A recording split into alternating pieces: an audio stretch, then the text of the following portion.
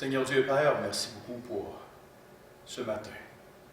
Merci parce que, encore une fois, on a la possibilité, la liberté de pouvoir se réunir ensemble.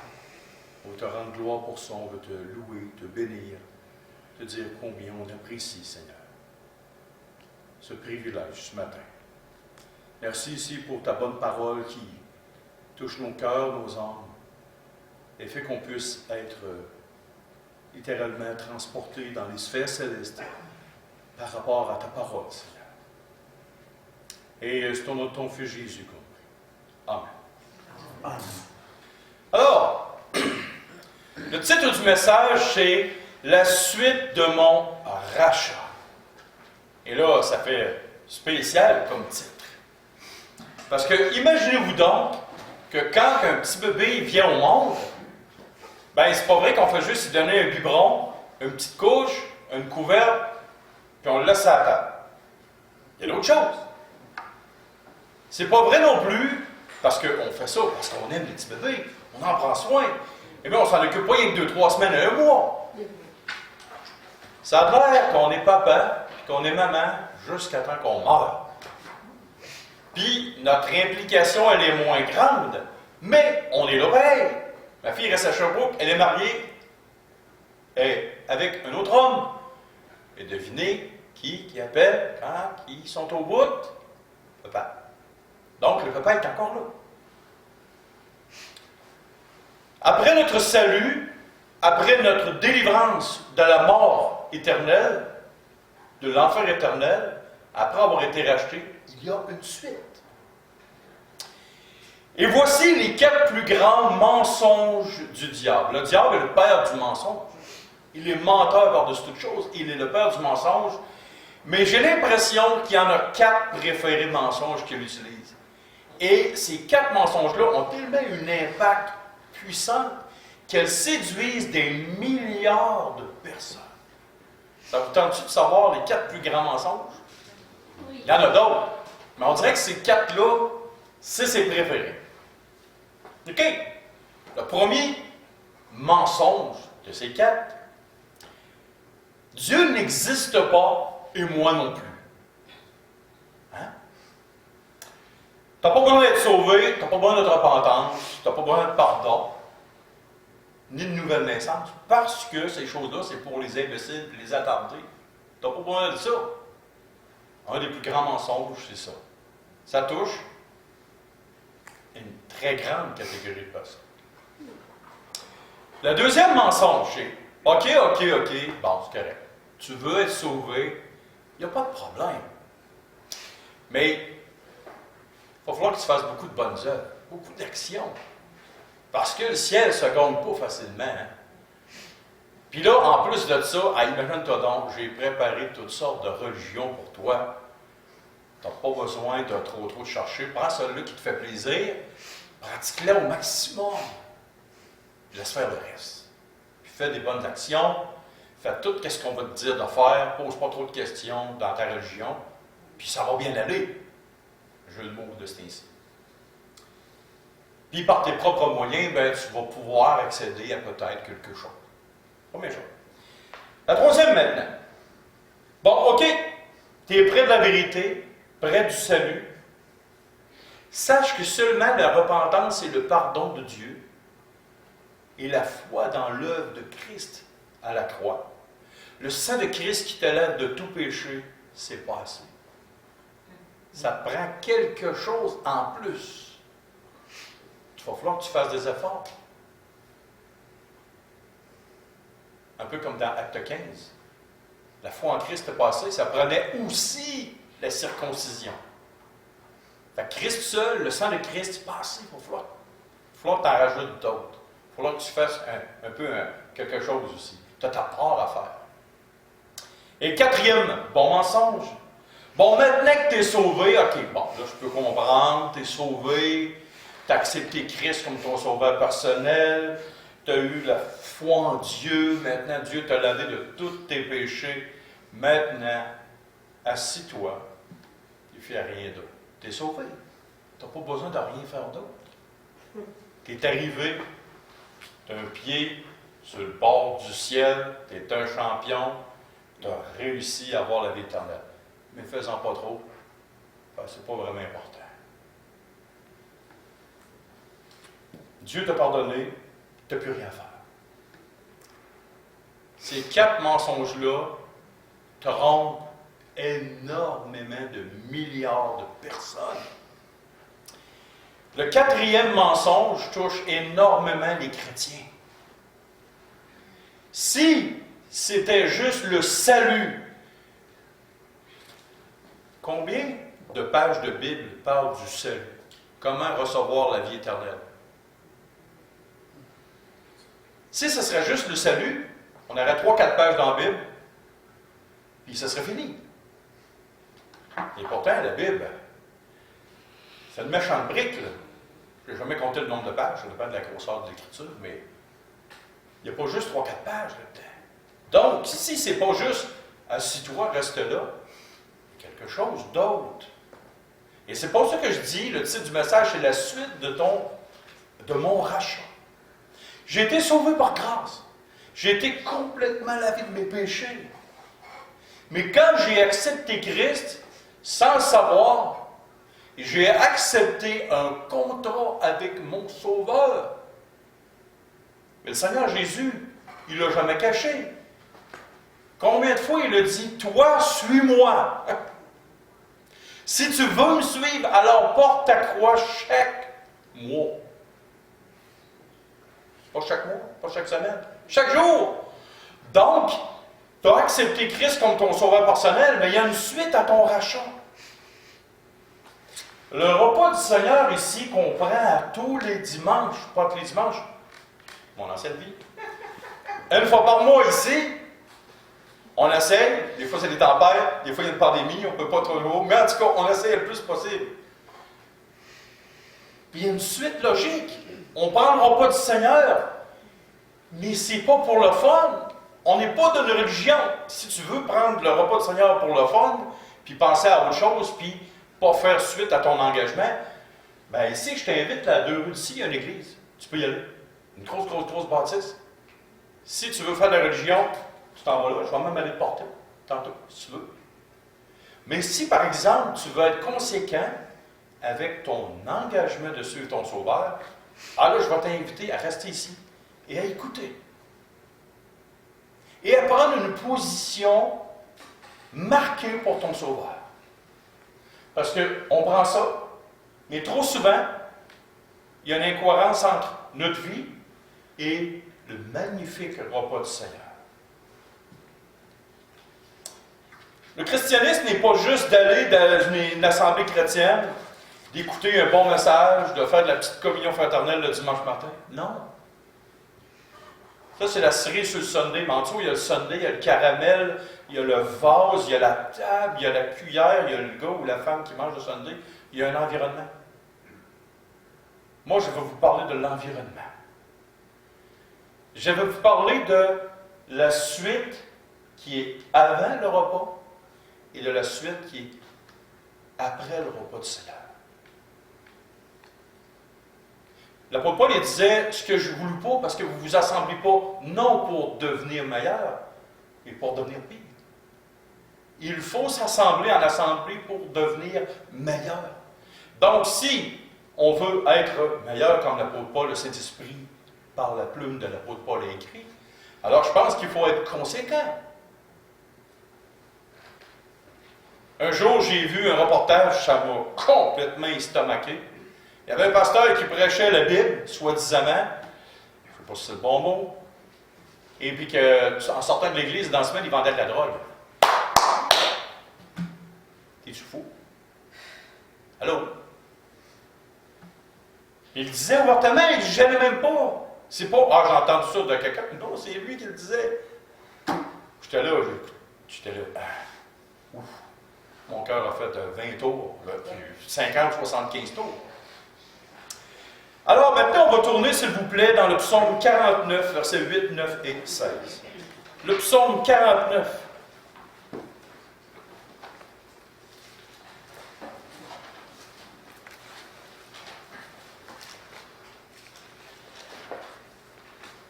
Le verset 8, 9 et 16. hommes sur la terre. Ils ne peuvent se racheter l'un l'autre, ni donner à Dieu le prix du rachat. Le rachat de leur âme est cher et n'aura jamais lieu. Est-ce que là, je suis en train de dire que les hommes ne peuvent pas être sauvés? Non. Ce que la parole de Dieu nous enseigne, c'est que par leurs propres moyens, le rachat est trop cher. Ils ne peuvent pas se racheter devant Dieu. Le rachat de leur âme est trop cher. Mais, le verset 16, « Mais Dieu sauvera mon âme du séjour des morts, car il me prendra sous sa protection. » Oh! Ça prend la protection de Dieu. Ça prend Dieu qui intervient pour s'éloigner du séjour des morts. Un lieu terrible en attente du jugement pour l'enfer. Alors, la première chose, ça prend Dieu dans l'équation de notre salut. Si ce matin, vous n'êtes pas racheté par Dieu, vous ne pouvez pas vous racheter vous-même. Si ce matin, les 4 mensonges du diable, vous faites partie des 3 premiers, vous êtes en route pour aller en enfer.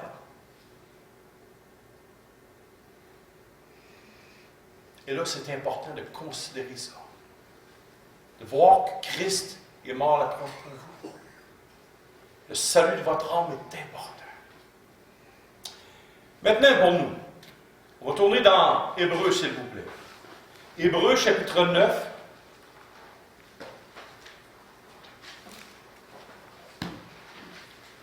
Versets 11 à 15.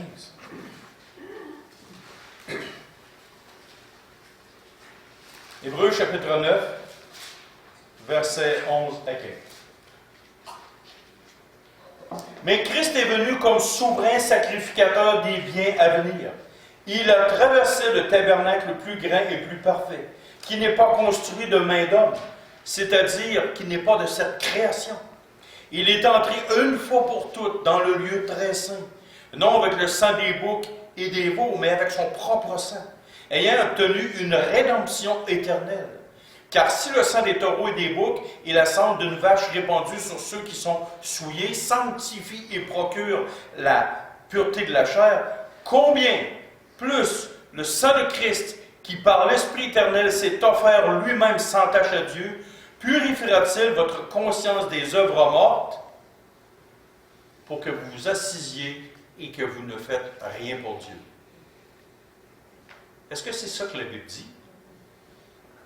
Afin que vous serviez le Dieu vivant. Donc, vous n'êtes pas sauvés pour vous asseoir sur votre steak.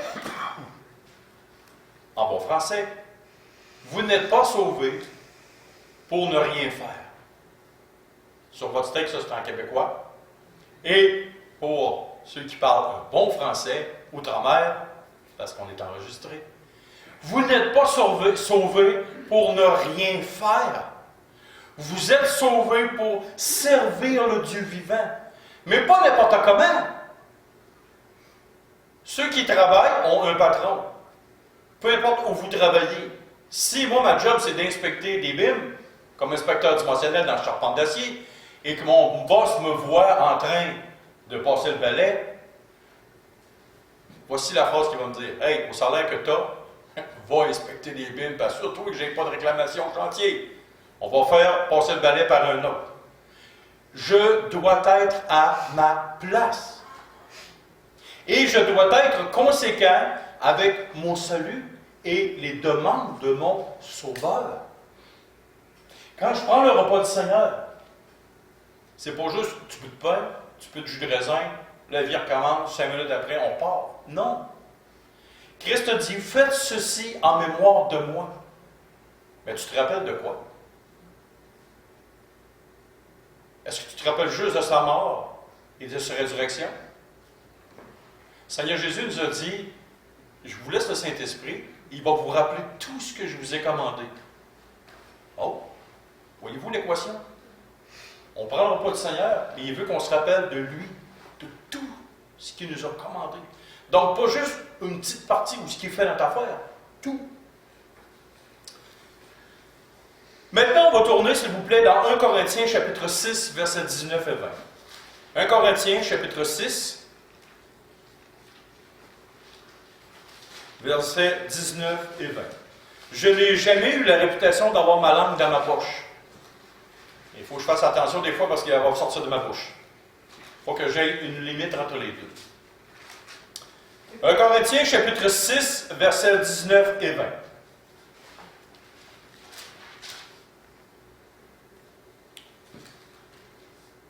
Ne savez-vous pas que votre corps est le temple du Saint-Esprit qui est en vous, que vous avez reçu de Dieu et que vous ne vous appartenez point à vous-même, car vous avez été rachetés à un grand prix.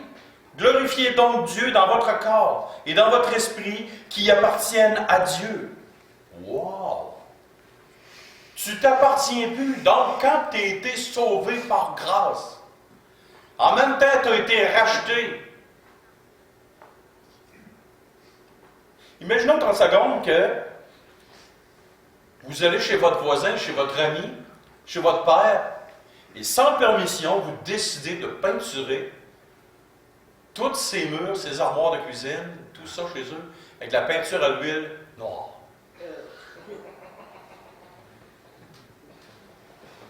Que vous allez ensuite, après avoir fait toute la peinture, vous allez littéralement chez eux, dans son jardin, et là que ça fait 90 jours, ces carottes sont belles, sont longues. Et là, vous arrachez toutes ces carottes et vous les mangez. Que vous allez ouvrir son frigidaire, son réfrigérateur, chez lui, sans lui demander rien. Et là, vous mangez son plat préféré. D'après moi, à la fin de la journée, il y en a un qui va vous dire « Hey, le comique, viens ici. » Puis si vous avez une rafale de coups de pied dans le derrière, vous saurez pourquoi. On ne ferait jamais une chose comme ça chez quelqu'un d'autre parce que ça ne fait aucun sens.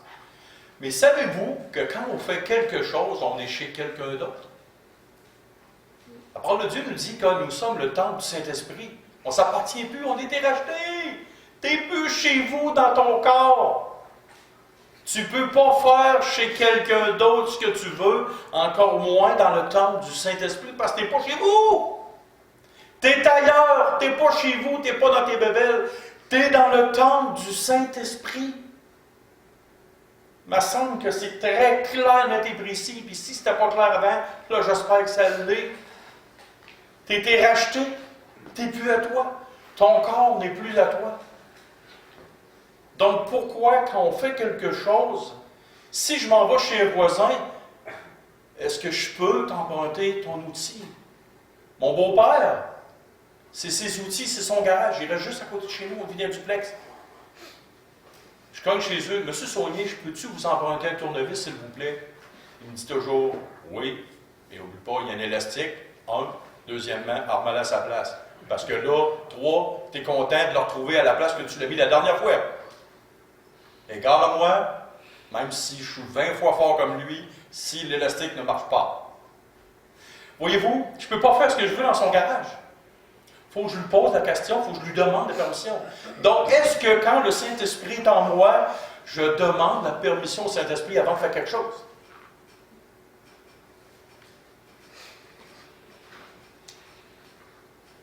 Un Corinthiens chapitre 7, verset 17 et 23. 1 Corinthiens, chapitre 7, versets 17 et 23. Seulement que chacun marche selon la part que le Seigneur lui a fait, selon l'appel qu'il a reçu de Dieu. Je répète, seulement que chacun marche selon la part que le Seigneur lui a faite, selon l'appel qu'il a reçu de Dieu. La part que Dieu t'a faite et l'appel que Dieu t'a donné. Et le verset 23, vous avez été rachetés à un grand prix, devenez pas esclaves des hommes. OK, si on résume 3 points. Dieu t'a donné une part, il t'a appelé à quelque chose, ne deviens pas esclave des hommes. Ça résume ça. Première des choses. Dieu t'a donné une part. Qu'est-ce que c'est cette part-là? Je ne peux pas vous répondre parce que c'est vous, entre vous et Dieu. Je ne peux pas vous dire Qu'est-ce que Dieu vous a confié? Dans une église évangélique, qu'on soit 20 ou 50 ou 100, il y a plusieurs pasteurs. Il y a une personne qui a une charge. Présentement, ici à Lévis, c'est moi. Mais il peut y avoir 10, 12 pasteurs. Sans ça, le don spirituel d'être pasteur, ça serait fou. Il peut y avoir plusieurs bergers. Pensez-vous sérieusement qu'un pasteur peut s'occuper de 200 personnes? Grosse farce, c'est pas vrai. Ça prend plusieurs cœurs de bergers dans une assemblée. Ça prend plusieurs évangélistes. Ça prend plusieurs. Les dons spirituels sont là. La différence, c'est que moi, j'ai un ministère public. Mais vous, vous avez un grand ministère aussi. Donc, la part que Dieu vous a confiée, je ne le sais pas.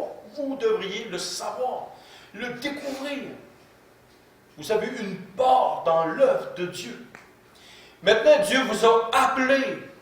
On ne parle pas de l'appel au salut, parce que le contexte est différent. Il vous appelle à faire quelque chose.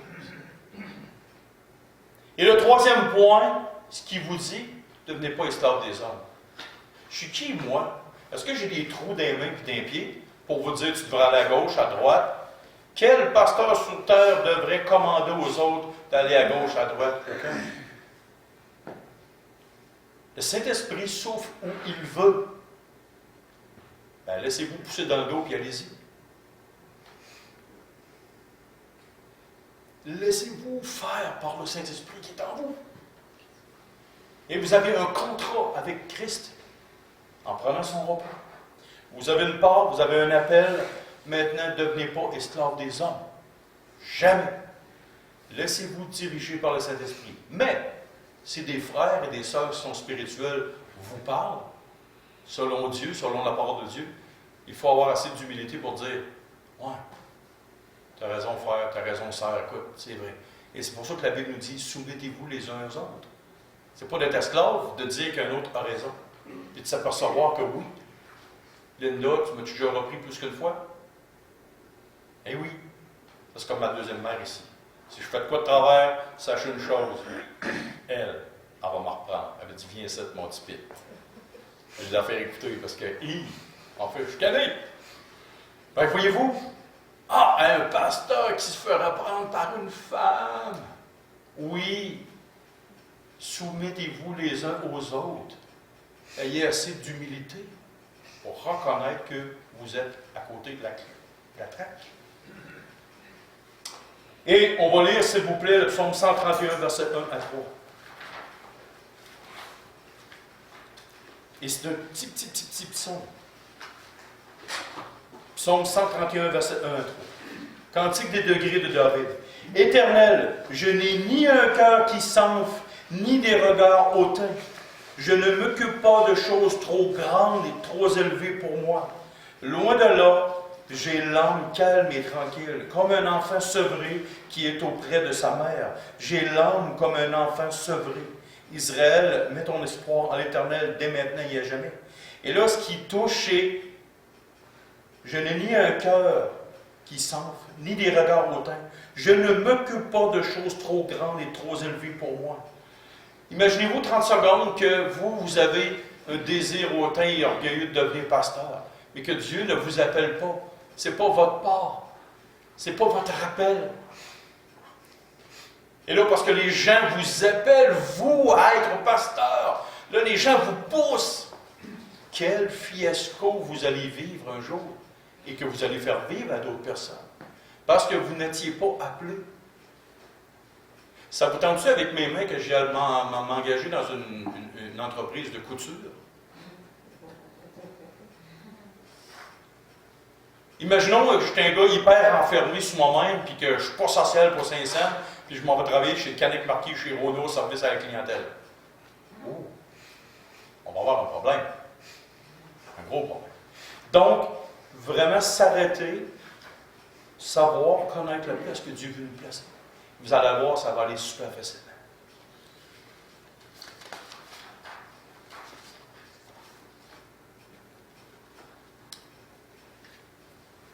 Il y a un texte qui est un petit peu long dans Galates, pour ceux qui prennent des notes, dans Galates chapitre 4, versets 4 à 11. Dans ce texte-là, La parole de Dieu nous dit qu'on était adopté par le Père. Quand tu es adopté, tu as des droits civils, tu as des choses qui te sont données. Exemple, que si moi je prends un enfant, peu importe dans le monde, que je le ramène ici, que moi, ma femme, on décide de l'adopter, bien là, à ce moment-là, on lui octroie par notre action des droits, des choses à faire. Des choses qu'il peut faire. Il peut se promener dans notre pays, il peut le droit de voter, il peut travailler un jour, il peut aller à l'école. Il a le droit parce qu'on lui a donné des droits civils. Mais aussi, il y a des responsabilités.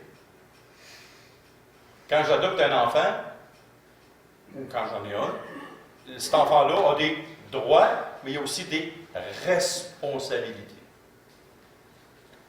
Et une des grandes responsabilités que nous, chrétiens, nous avons, après avoir été rachetés par Christ,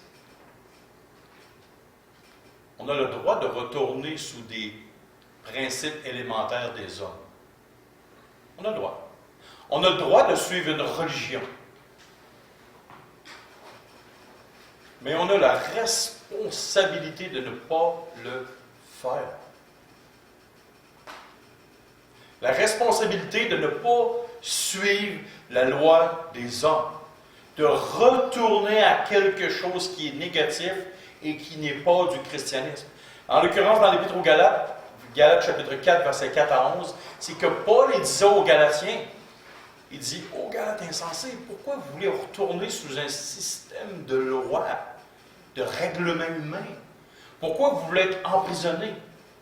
Oui, vous pouvez. Comme un pasteur ne peut pas empêcher quelqu'un de quitter une église pour retourner dans le monde. Il ne peut pas. Mais il va dire, « Oh, personne insensée, tu vas quitter le rassemblement pour retourner dans le monde. Mais à quel prix? Ça va coûter quelque chose. » Et imaginons 30 secondes une personne qui arrive de la Bolivie. Cette personne-là, on l'amène au Canada. On lui donne 500 millions de dollars à son arrivée au Canada. C'est impossible, ça n'arrivera pas, mais c'est ça. OK? C'est une figure, c'est une invention que je fais. Cette personne, elle arrive de la Bolivie, on lui donne 500 millions de dollars. La personne vit dans un confort incroyable. Et là, elle goûte à la vie au Canada. Il n'y a pas de guerre civile. On s'en va au système de santé, on se fait soigner. Et tout va bien. Et 5 ans après, cette personne-là rêve de retourner en son ancienne vie. Dans la misère, dans la pauvreté, dans tout ce qu'elle a connu de trop. Vous venez d'Afrique? Voulez-vous y retourner? Pour là, non. Pour là? Non. Ah, OK. Parce qu'il doit y avoir des bonnes choses ici. Ah. Mais la Bolivie est un des pays les plus pauvres d'Amérique du Sud. Et puis il y a des guerres là-bas, c'est de la criminalité à tour de bras et de la pauvreté, c'est incroyable. Mais aujourd'hui, puis là, cette personne-là voulait retourner, qu'est-ce qu'on dirait à cette personne-là? Il est complètement fou. Ça n'a pas de sens. Mais aujourd'hui, savez-vous une chose? C'est qu'après avoir été adopté, après avoir été racheté, il y a des chrétiens, des fois, qui font exactement comme ce Bolivien-là, imaginaire, qui veut retourner dans son pays et abandonner tout ce qu'il y a ici. Ils veulent retourner à une ancienne vie. Prenons l'exemple du judaïsme, du catholicisme romain. Il y a même un chrétien, une fois, qui me dit, « Ah, en fin de compte, j'ai été sauvé, mais je vais retourner à l'Église catholique parce que c'est de là que part Jésus-Christ. » Là, j'ai dit, regarde la date de la constitution de l'Église catholique de Rome en 313, après Jésus-Christ. Jésus, il n'existait pas. Tu sais, avant ça, il existait. Voyez-vous, les gens souvent veulent retourner. Et souvent aussi, c'est à des principes élémentaires. Combien de fois j'ai entendu des pasteurs, des chrétiens dire « Fumer, c'est grave. Tu vas aller en enfer si tu veux. » Il disait ça des chrétiens. J'ai vu dernièrement des soi-disant pasteurs dire aux gens que s'ils se mettaient des pantalons pour les femmes, ils étaient sur le bord de l'enfer. S'ils se maquillaient, s'ils fumaient, s'ils regardaient la télévision. Wow! Les principes humains ne sont pas divins. Est-ce que fumer, c'est bon pour la santé? Non. Est-ce que fumer te conduit en enfer? Non.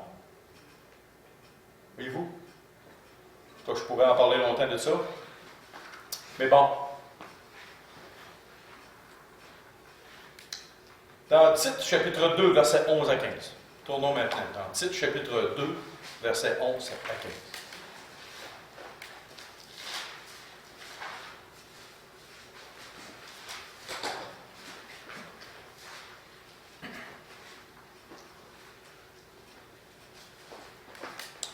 Car la grâce de Dieu, source de salut pour tous les hommes, a été manifestée.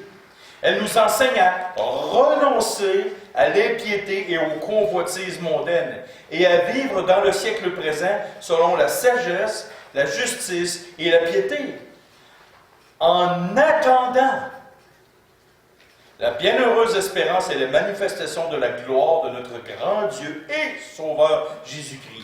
Il s'est donné lui-même pour nous, afin de nous racheter de toute iniquité et de se faire un peuple qui lui appartienne. Donc, en attendant que Christ arrive et qu'il se manifeste, nous ne ferons rien. Nous resterons assis et nous attendrons sa venue. Est-ce que c'est ça que la Bible enseigne? Est-ce que c'est ça que le Saint-Esprit nous enseigne?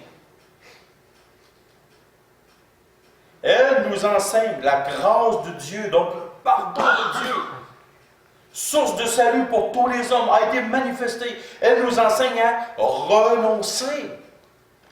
À quoi? À l'impiété et aux convoitises mondaines. Qu'est-ce que l'impiété? C'est le contraire, de la piété. Et qu'est-ce que c'est l'impiété et les convoitises mondaines? Je vais vous faire une phrase très simple et que ça va vous aider. Tout ce que les gens non chrétiens aiment et s'affectionnent, qui est en contradiction avec la Bible, c'est l'impiété et les convoitises mondaines. Vous avez des milliers d'exemples tout autour de vous à ne pas imiter. C'est pas compliqué. C'est très simple. Vous voyez quelqu'un faire ou dire ou avoir une pensée à haute voix qui est contraire à la parole de votre Sauveur, n'imitez pas cette chose-là. Et vous voyez de l'impiété et vous voyez aussi des convoitises mondaines. Exemple, tu vois une belle auto. Pourquoi ça te prend absolument le pick-up de 100 000 $? Si tu t'achèterais un pick-up à 30 000, qu'est-ce que tu pourrais bien faire de bien avec ton 70 000 qui te reste? Tu vas-tu aller pareil faire tes commissions s'il coûte 30 000, 40 000 ou 100 000? Tu vas aller faire tes commissions entre les deux. Mais pourquoi tu désires avoir le pick-up de 100 000 $ avec 4 roues en arrière, 2 roues en avant, avec des gros exhausts qui sortent? Pourquoi? Juste pour le fun, l'autre fois, j'étais allé chez le concessionnaire BMW. C'était une grosse bâtisse luminante. J'ai dit, tiens, voilà, ça attire les mouches de la lumière. Je vais y aller. Fait que je suis arrivé dans le cours, j'ai vu le prix des autos. J'étais avec ma femme, ça a fait, oh, mon amour. Tu veux, on est venu en auto, c'était un auto usagé, Grand Dodge Caravan 2010. Je regarde le prix. Un auto usagé, 46 000 $. Puis disons, OK, d'abord, mon amour, on va s'en retourner chez nous. On va passer à un autre appel. Fait que voyez-vous, c'est pas mal. Mais quel est le but d'avoir un véhicule aussi cher que ça? Quel est le but d'être un voisin gonflable? Ton voisin qui achète une souffleuse, il est content. Toi, tu vas aller t'acheter la meilleure souffleuse que lui. La neige va souffler pareil. Pourquoi? J'ai les moyens, exemple, de me payer une belle voiture. J'ai un bon salaire, ma femme travaille à l'Université Laval. Pourtant, on a 2 voitures usagées. Est-ce que je suis mort? Est-ce que je me déplace à tous les dimanches pour venir à l'Assemblée? Est-ce que je vais travailler? Est-ce que je me déplace? Je vais-tu faire mon épicerie? Je vais-tu voir le monde quand je peux aller les voir? Hors pandémie, mettons. Je fais tout ça pareil. Mais pourquoi mon char? Quelle est la différence entre une Chevette et une Lamborghini?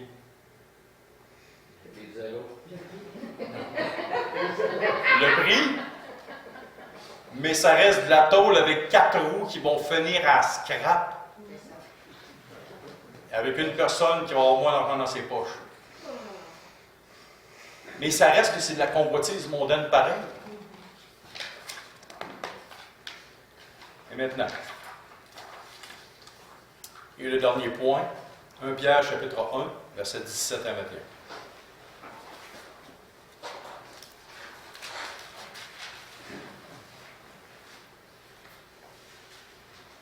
Le dernier point, et non le moindre, 1 Pierre chapitre 1, versets 17 à 21.